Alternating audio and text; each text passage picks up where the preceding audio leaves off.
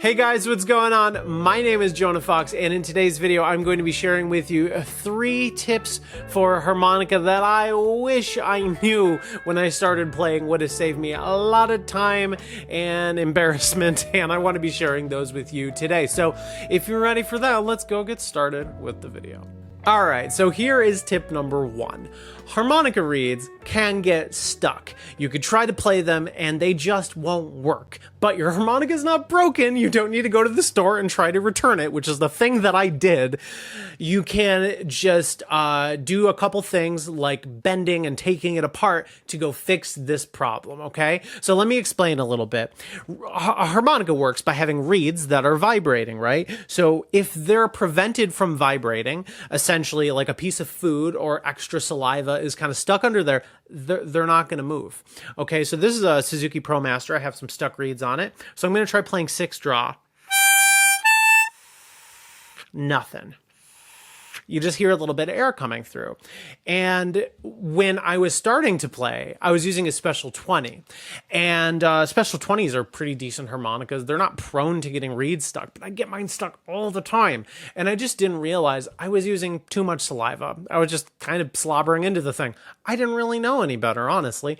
And I would get these reeds stuck all the time. And one time they were just stuck so bad. And I'm new. I don't know what's going on. So I went to the guitar store and I brought my harmonica back and I'm saying, this is a defective instrument. Can you give me another? I did this. And of course the answer was no, you've been like slobbering on that thing. We can't return harmonicas. I needed to know that you can fix this problem and there's some ways of really fixing it even if you're really struggling with those notes. So the first way to fix it is you just bend a lot. Okay, now if you can't bend, this makes it harder. And at the time I couldn't bend, but you could just blow and draw on one note like... That's one way to get your reed unstuck. And the other way is to just do a lot of bending. And hopefully the note that you're struggling with is just going to pop free. So on this harmonica, this one's really stuck. Now, I'm not going to go take this one apart, which is the second way of dealing with this, because it's a valved harmonica. But let me show you what you can do if that doesn't fix the problem. All right, so my 2 draw and blow reeds are stuck on this Lee Oscar. I got a little screwdriver. You take the screws off so you can take the cover plates off. I have it already done in this example. So when the cover plates are off, you can see the reeds on top. Those are the blow reeds, and these are the draw reeds. So I find hole number 2 right there. And the first thing I generally do, or one way to go about it, is to take a piece of paper and kind of wedge it under that reed there and just kind of move it a little. If there's something stuck in there, it'll probably come loose at this point. So that's one way to do it if you don't have a piece of paper handy, and if you have that little screwdriver, you might be able to fit it into the slot and just kind of push up on it a little bit. That should work as well. But sometimes you gotta still kind of scrape the edge off there to get whatever was stuck out of the way. And for the blow reeds, the process would be exactly the same. You would flip it over, find the 2 blow reed, and in this case, I would just push down on the reed. That should take care of all of your problems. Okay, now for tip number 2. Music on the internet is often wrong. Don't trust it too much. So when you start to play harmonica, generally, most people spend a period where they're playing a lot of songs in first position. We can call this like folk harmonica, I guess, maybe. And you go to a website like harptabs.com and you find some song tabs and then you try to learn it. Now, I find some problems with this in a lot of different ways. Like, first of all, tabs are just not a great way to convey music when you don't have the ability to listen to something. There's a lot of weirdness here. But one thing that I started to find out, and I experienced this when I was a guitar player looking at guitar tabs too, though there's a better rating system involved, with harmonica tabs, there's a lot of mistakes. Or there's a lot of tabs that are written, let's say, in first position when they really should fit in second position. Or there's just notes in a song that are just totally wrong. And so if you're a beginner and you're playing something on a tab and it doesn't sound right to you, It probably isn't. The person who wrote the tab might have just been wrong. And unfortunately, we don't have such a built up tab library on Harmonica to kind of vet those tabs that are written incorrectly. So when you're learning from music on the internet, if it sounds bad when you're playing it, it's probably wrong. The better way to do it is to listen to the music and try to replicating that, essentially playing harmonica by ear, which you can improve by learning your scales and actually doing real like transcription exercises where you're listening to the song and you're trying to match it. That's what I do nowadays. But back then, I didn't really have that skill set. You know what I'm saying?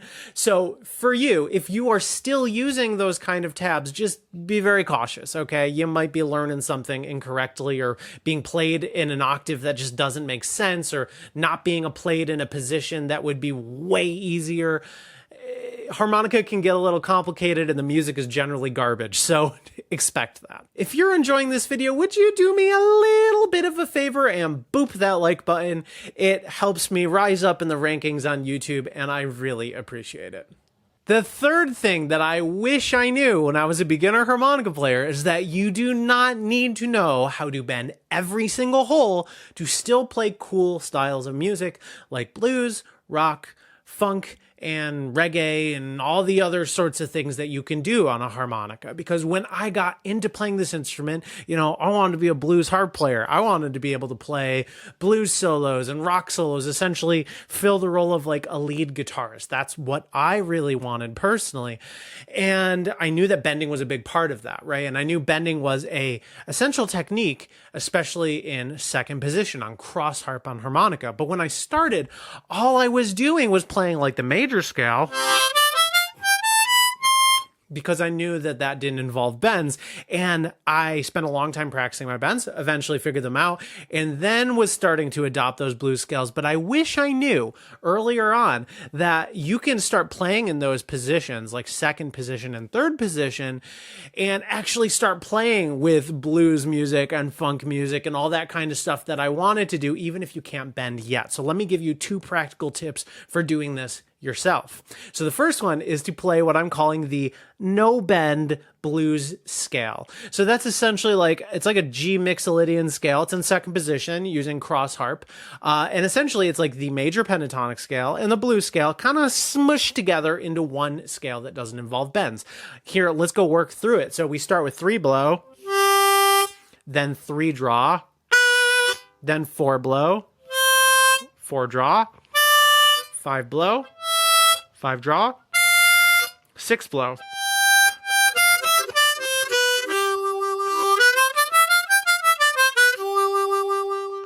So you can take this scale, this no bend blues scale, and start playing over some blues music and start playing over some, major rock in, a key of G on a C harmonica, something like that, and use this scale, and he'll still work pretty well. Now, should you still learn your bends? Of course, yeah, you should do it. But the process, I mean, if you've learned how to bend, you know this, right?